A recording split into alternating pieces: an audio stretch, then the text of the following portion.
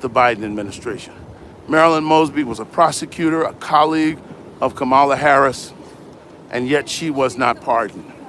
That's an insult to the very black women that have said for the last 2 election cycles that they tried to save democracy. There's no other way to put it.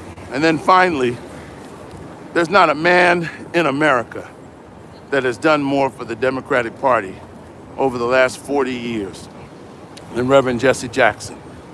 For everything that he's done for the Democratic Party. And you don't have to agree with him on every issue. I certainly do not. But his service to the Democratic Party in terms of registering new voters, his service to the Democratic Party in terms of shaping the politics of the Democratic Party, his advocacy for women, his advocacy for the Rainbow Coalition, his advocacy for the LGBTQ community. It was absolutely inexcusable that corrupt Joe Biden, who pardoned his siblings preemptively, they were not being investigated, but he pardoned them. He pardoned Liz Cheney. He pardoned Fauci. He pardoned all of these people. And the question is, why? Why'd you pardon them? Well, Trump was going to go after them. Well, first of all, Trump didn't go after anybody in his first administration. And secondly, if they didn't do anything, what was he going to go after them about? What was he going to go after Biden's brothers and sisters about?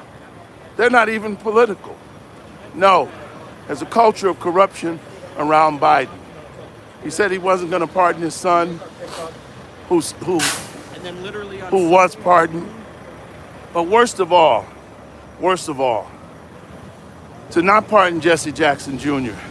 and his wife Sandy, it's a total slap in the face to the black community. First of all, Jesse Jackson Jr. already served his time in prison. He's rehabilitated himself. He made a mistake. Comes from a good family, a life of service, and yet to not give that man a pardon so that he could have and become a vocal and clear, articulate advocate for people who have been marginalized because of their convictions is unforgivable as far as I'm concerned. Now, you all can keep fighting for Democrats. You can keep acting like there's no option, that you don't have any option. You can keep begging these people. But what I'm saying is, when you see that kind of disrespect, and that's all you can describe it as, it's time for the African American community to wake up and look at our political options. I don't think there's any other way we can look at it. What was done to Jesse Jackson Jr. and his ex-wife Sandy and Marilyn Mosby is proof positive that the black community has to look out for itself. Now, I know there'll be those that justify, because again, people like Roland Martin and others, they're gonna justify anything the Democrats do. Follow the money. That's because he is being paid handsomely for that. You know, all of his journalistic integrity and ethics went out of the window when he provided Hillary Clinton the answers to the debate back in 2016. And so what I'm trying to say to you, my brothers and sisters, is I do conversations with Conrad to bring the truth to you, to give you options, to help you to think through things that you might not otherwise think through. And let me tell you something.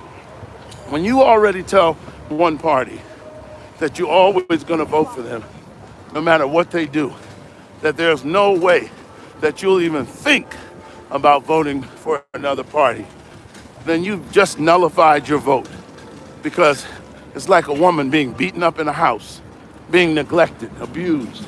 But she tells that man, I ain't never going nowhere.